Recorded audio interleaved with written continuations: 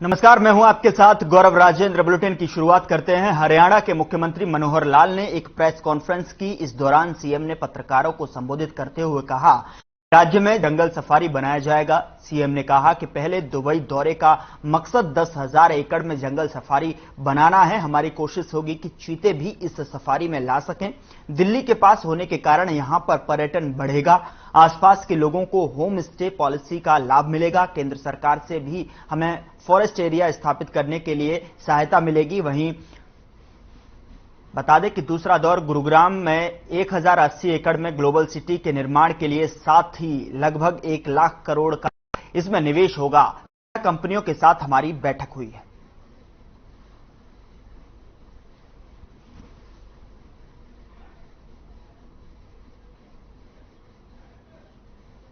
ये पहला दौरा मेरा 28 और 29 तारीख को हुआ और उसमें हमारे जो एनवायरमेंट मिनिस्टर केंद्र के श्री भूपेंद्र यादव जी, उनकी तिथियां उसी हिसाब से मिल पा रही थी। और हमने जो उस दौरे का पर्पज रखा था वो था कि हरियाणा में एक बड़े स्केल की एक जंगल सफारी, इसका निर्माण हम करने जा रहे हैं। उसके लिए जगह लगभग 10,000 एकड़ ऐसा हमने ईयरमार्क कर ली है, चिन्हित हो गई है। वो 2 जिलों में वो जगह है।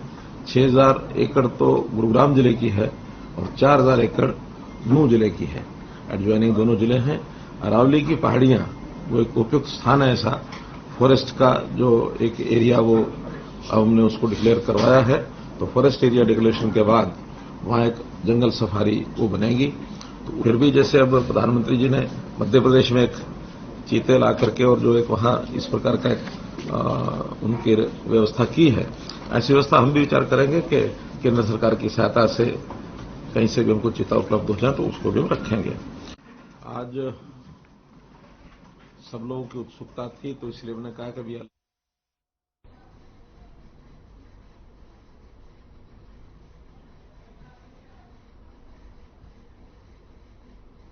तो राज्य में जंगल सफारी बनेगा, जिसको लेकर सीएम मनोहर लाल ने प्रेस कॉन्फ्रेंस की। साथ ही उन्होंने बताया कि जंगल सफारी को दिल्ली से नजदीक होने के चलते फायदा भी मिलेगा।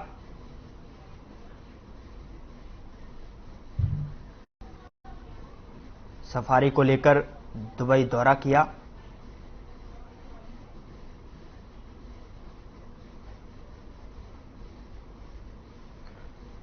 तो सीएम की बड़ी बातें आपको बता रहे हैं। 10,000 एकड़ में जंगल सफारी बनेगा। दिल्ली के पास होने के कारण यहां पर्यटन भी बढ़ेगा। ये सीएम की बातें जो कि आप तक पहुंचा रहे हैं। लोगों को होम स्टे पॉलिसी का भी इसमें लाभ मिलेगा। ग्लोबल सिटी के निर्माण के लिए रहा दूसरा दौरा। लगभग 1 लाख करोड़ का इसमें निवेश होगा। 13 कंपनियों के साथ सीएम ने यहां बैठक की थी। सीएम की बड़ी बातें जो कि प्रेस कॉन्फ्रेंस के माध्यम से और जो दौरा है दुबई का, उसको लेकर आप तक पहुंचा रहे हैं। 10,000 एकड़ में जंगल सफारी बनेगा।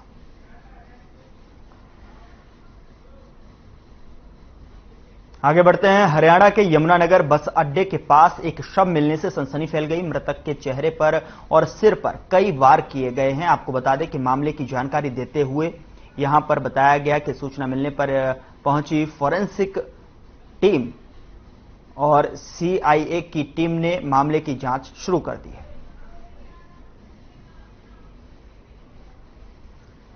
तो युवक का यहां पर शव मिलने से इलाके में सनसनी फैल गई। बस अड्डे के पास शव मिला, जहां पर चोट के निशान भी पाए गए।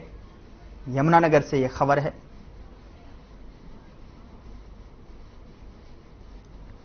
बस अड्डे के पास युवक का शव मिलने से इलाके में सनसनी फैल गई। पुलिस ने जांच शुरू कर दी है।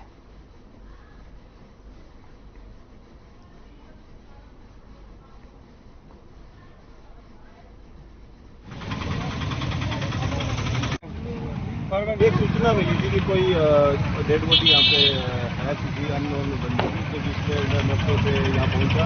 डीएसपी साहब भी मौके पे पहुंचे, फॉरेंसिक टीम वगैरह को बुलाया गया। ये एक मर्डर है जिसमें एक अननोन व्यक्ति की हत्या हुई है। उधर सोनीपत के बहालगढ़ में औद्योगिक क्षेत्र में अज्ञात कारणों के चलते भीषण आग लग गई।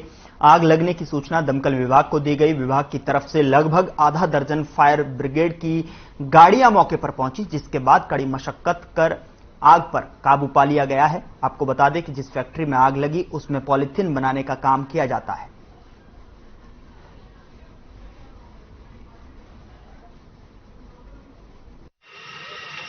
रात को तकरीबन 1:30-2 बजे के करीब, 1:45 बजे के करीब मैंने आग की लपटें देखी।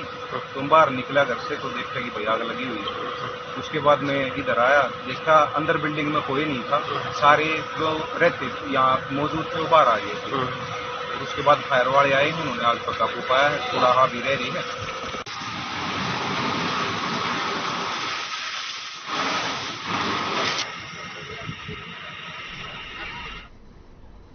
खबर सोनीपत से है, जहां की मेडेन फार्मास्यूटिकल्स कंपनी के सिर पर WHO ने सवाल उठाए हैं। वर्ल्ड हेल्थ ऑर्गेनाइजेशन ने बुधवार को भारत की फार्मास्यूटिकल्स कंपनी के बनाए 4 कफ सिरप को लेकर अलर्ट जारी किया है।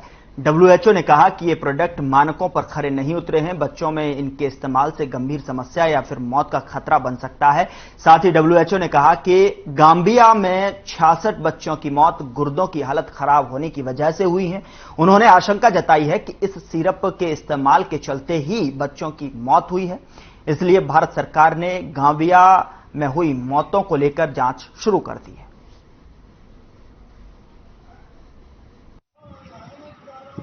ये जो मामला बताया जा रहा है, हमने तुरंत संज्ञान लिया है और मैंने प्रातः उठते ही अपने ड्रग कंट्रोलर को कहा कि जाकर इसकी कार्रवाई करें और केंद्र सरकार के अधिकारी भी इसकी पूरी जानकारी ले रहे हैं।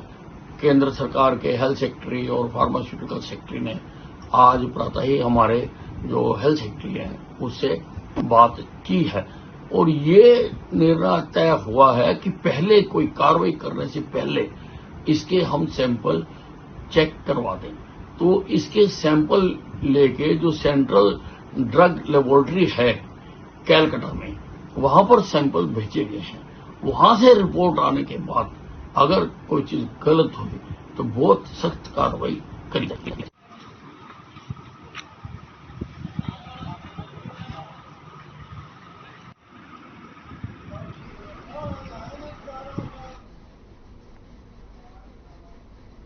वक्त छोटे से ब्रेक का है, फौरन हाजिर होते हैं कुछ और खबरों के साथ।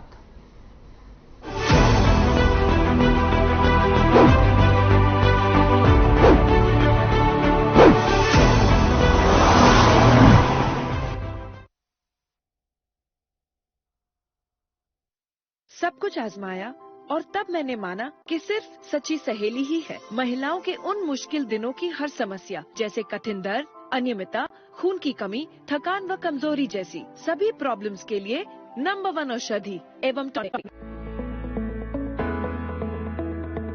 अगर आप पत्रकारिता के क्षेत्र में करियर बनाना चाहते हैं तो हम सिखाएंगे आपको इलेक्ट्रॉनिक मीडिया के हर गुण। जल्दी करें, साधना एकेडमी फॉर मीडिया स्टडीज में एडमिशन शुरू हो चुके हैं। सिर्फ कुछ ही सीटें बची हैं, तो देर बिल्कुल न कीजिए। हमारा कॉन्टैक्ट नंबर है 9999131700, 9999131800 या फिर आप हमारी वेबसाइट www.sadhnamedia.com पर विजिट कर सकते हैं। आप हमें noida.sams@gmail.com पर ईमेल भी कर सकते हैं। 100% जॉब प्लेसमेंट की गारंटी। आज ही संपर्क करें।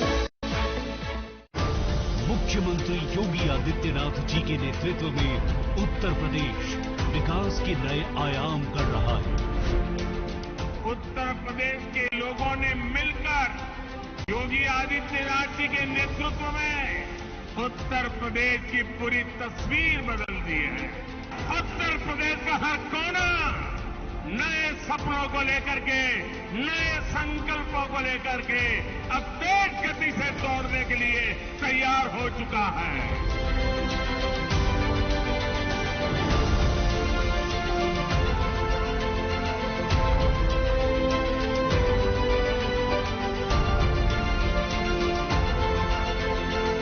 छह माह विकास के, प्रगति और विश्वास के। पंजाब है जसप्रीत का ठिकाना, मुंबई है आदर्श का आशियाना, केरल का गोविंद निवासी, कोलकाता में जन्मे है काशी। हर हिंदुस्तानी की शान ARB बियरिंग जोड़े सारा हिंदुस्तान।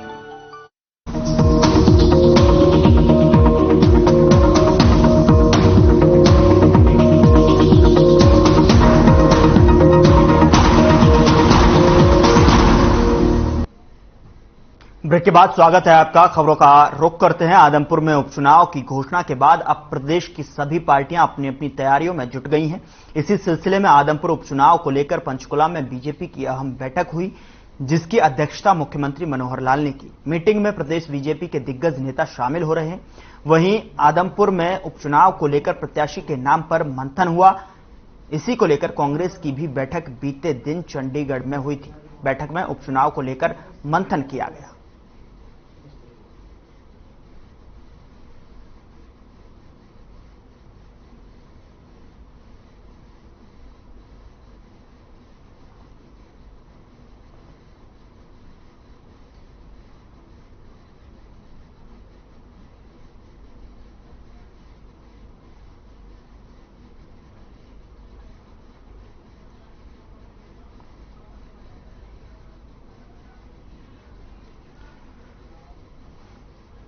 उधर फरीदाबाद में नगर निगम और वन विभाग में संयुक्त रूप से जमाई कॉलोनी में अभियान चलाया। इस दौरान वन क्षेत्र में बने अवैध निर्माणों के खिलाफ कार्रवाई की गई, जहां इस मौके पर भारी संख्या में पुलिस बल तैनात रहा। बता दें कि निगम अधिकारियों के मुताबिक अगले 3 से 4 दिन तक कार्रवाई की जाएगी। वहीं इस कॉलोनी में रहने वाले लोग प्रशासन से गुहार लगा रहे हैं। फिलहाल इस मौके पर कांग्रेस नेता विजय प्रताप भी वहां पर पहुंचे। उन्होंने कहा कि प्रशासन को तोड़फोड़ की कार्रवाई से पहले लोगों को पुनर्वास की व्यवस्था करनी चाहिए।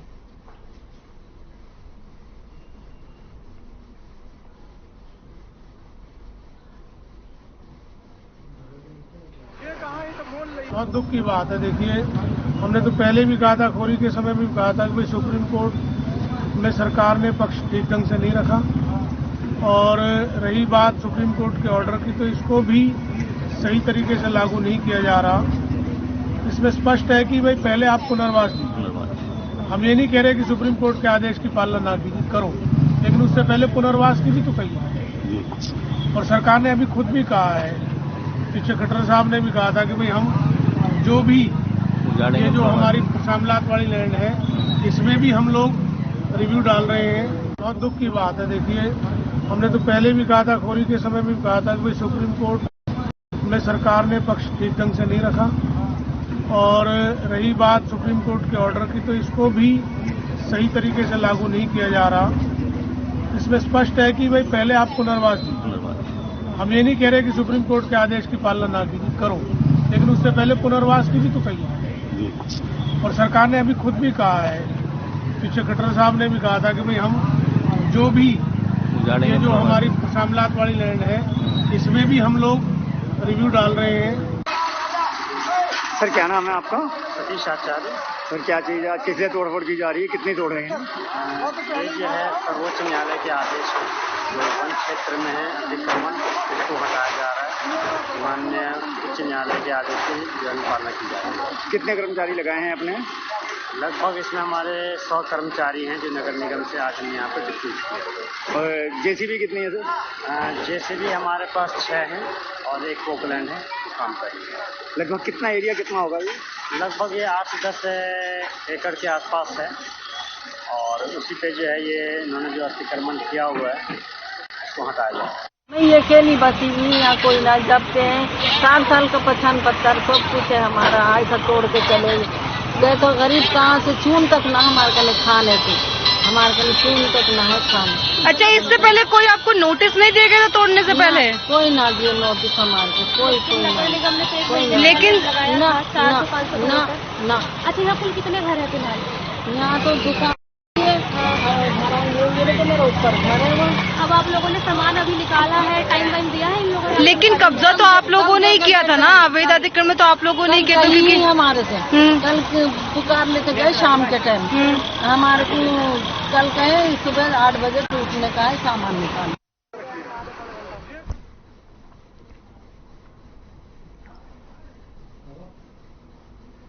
उधर फरीदाबाद दौरे पर रहे केंद्रीय राज्य मंत्री कृष्णपाल गुर्जर ने एक बार फिर से कांग्रेस पर निशाना साधा। उन्होंने कहा कि जनता एक बार फिर से देश में बीजेपी लाएगी और कांग्रेस की लुटिया डुबाएगी। साथ ही सीएम मनोहर लाल की तारीफ की और कहा कि इस सरकार में विकास हुआ है जिस पर लोग वोट करेंगे। आदमपुर उपचुनाव पर केंद्रीय मंत्री ने कहा कि हमारी जीत होगी। साथ ही इस कार्यक्रम में केंद्रीय राज्य मंत्री ने 5107 छात्राओं को टैबलेट वितरित किए।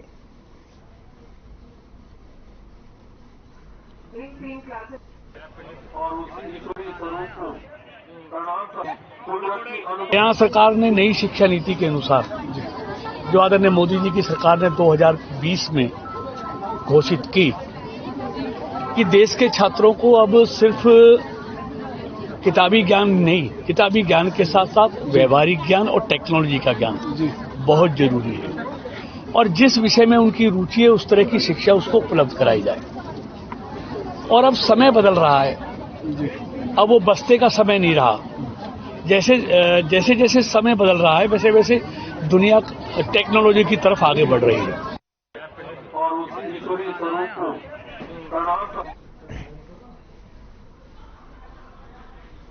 कांग्रेस पर निशाना भी साधा। उन्होंने कहा कि निश्चित तौर पर हमारी जीत होगी। फरीदाबाद दौरे पर केंद्रीय राज्य मंत्री कृष्णपाल गुर्जर रहे, जहां पर 5107 छात्राओं को टैबलेट भी बांटे।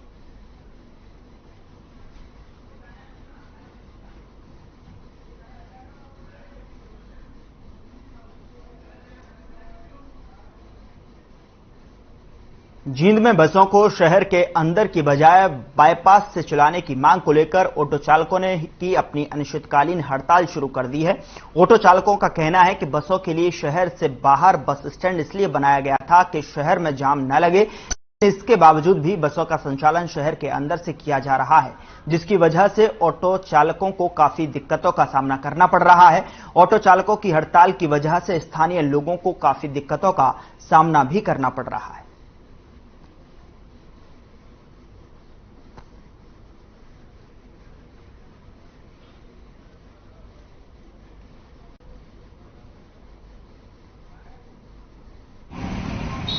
बसें अंदर से जा रही हैं जिससे जाम लगा, भीड़ भाड़ हुआ, एक्सीडेंट के खतरे हैं। ठीक है, एक बार बताइए, नया बस स्टैंड बाहर बनाने का क्या कारण था कि भीड़ इतना पैसा लगा, घुमा के देखियो 40-50 करोड़ रुपया लगा है गवर्नमेंट का लगा। क्या कारण है कि भीड़ को कम कराया जाए। अगर बसें अंदर को है, बस स्टैंड थोड़ी भीड़ कर रहा था, बसें भीड़ कर रही थी ना।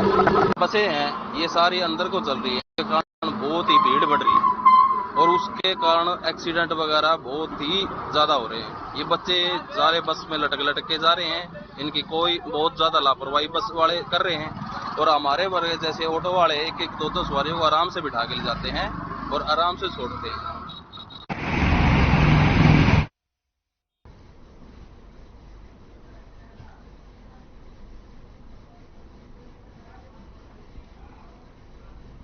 देश के पीएम नरेंद्र मोदी ने हिमाचल के कुल्लू दशहरा में शिरकत की। आपको बता दें कि कुल्लू में लगातार 7 दिनों तक दशहरा पर्व मनाया जाता है। दशहरा कार्यक्रम में लाखों की संख्या में लोगों ने शिरकत की। बता दें कि पीएम ने बिलासपुर में एम्स का भी उद्घाटन किया।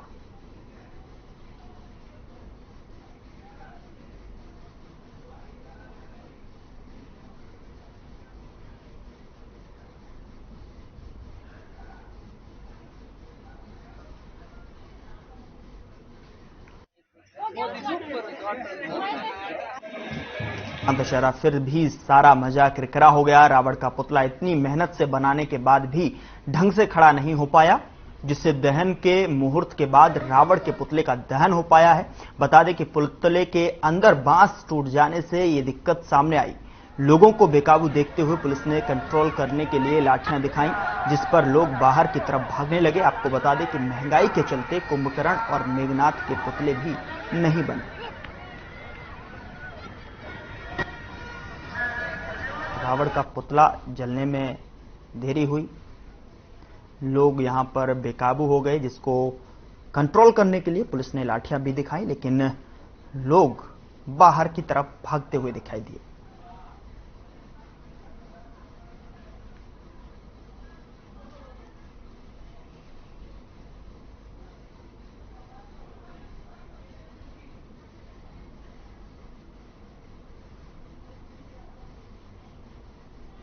तस्वीरों में आप देख सकते हैं रावण का पुतला जलने में देरी होने के चलते लोग और भीड़ जो है किस तरीके से किस कदर बेकाबू हुई, जिसको डराने के लिए पुलिस ने लाठियां भी दिखाई कंट्रोल करने के लिए, लेकिन भीड़ कंट्रोल नहीं हुई, बाहर की तरफ भागने लगी।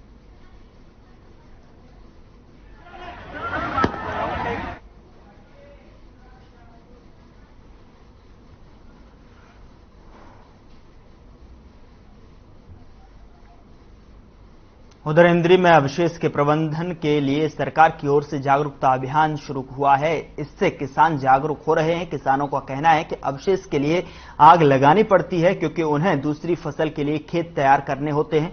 कस्टमर हेयरिंग सेंटर के संचालक किसानों से संपर्क करके उनके खेतों में पड़े हुए धान के अवशेष के प्रबंधन के लिए प्रबंध करते हैं। इसके लिए उन्हें प्रति एकड़ 1000 की अनुदान राशि सरकार की ओर से मिल रही है। तो वहीं करनाल के कृषि विभाग के सहनिदेशक डॉक्टर आदित्य प्रताप डबास ने कहा कि करनाल में जितने भी कस्टमर हेयरिंग सेंटर हैं उनको हिदायत भी दी है।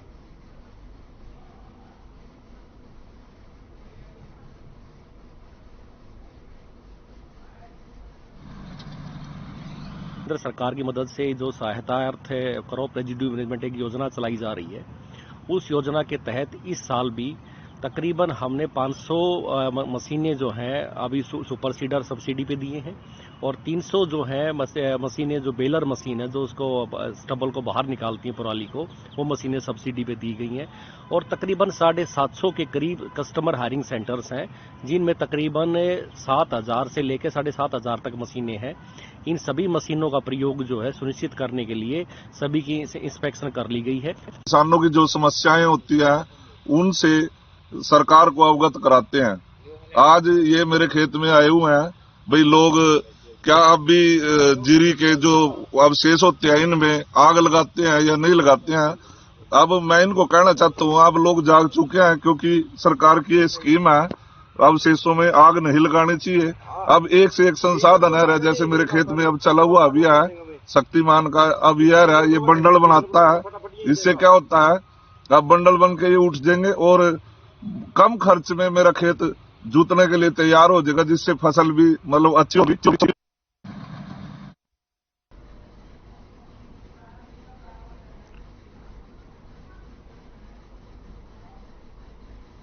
उधर महावीर स्टेडियम में सीएम मनोहर लाल ने रावण के पुतले का दहन किया और लोगों से कहा कि बुराई पर अच्छाई की हमेशा जीत हुई है और हमें सच्चाई के रास्ते पर चलना चाहिए। महावीर स्टेडियम में रावण दहन के मौके पर बड़ी संख्या में स्थानीय लोगों ने शिरकत की।